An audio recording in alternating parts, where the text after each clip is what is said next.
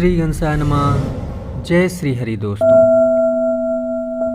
हमारे दैनिक जीवन में कुछ चीज़ें ऐसी होती हैं जिसका इस्तेमाल हम रोज़ाना करते हैं।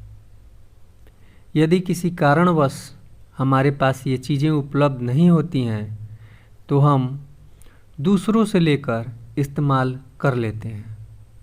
लेकिन क्या आप जानते हैं कि दूसरों से मांगकर इस्तेमाल करने वाली कुछ ऐसी चीज़ें होती हैं जिसका हम पर नकारात्मक प्रभाव पड़ता है।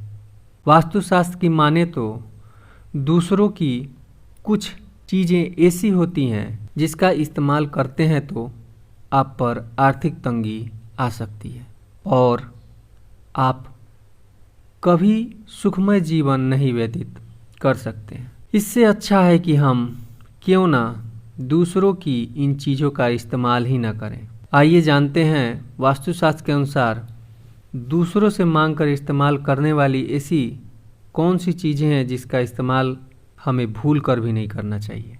यदि आप घर से बाहर जाते वक्त किसी दूसरे की अंगूठी मांगकर पहनते हैं तो वास्तु दोष लगता है और ऐसा करने से आर्थिक स्थिति प्रभावित होती है। दूसरे नंबर पे, यदि आप ऑफिस या कॉलेज में किसी दूसरे का पेन इस्तेमाल करते हैं तो इससे आपके करियर पर बुरा प्रभाव पड़ता है। ऐसा करने से धन की क्षय हो जाती है। यदि आप अपने दोस्त या मित्र का कपड़ा पहनते हैं तो इससे नकारात्मकता हावी होती है। ऐसा करने से जीवन में मुश्किलें आती हैं।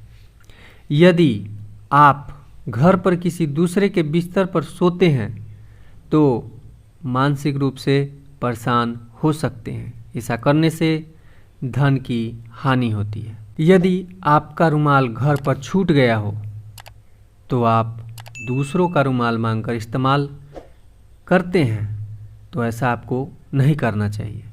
ऐसा करने से आर्थिक स्थिति कमज़ोर होती है।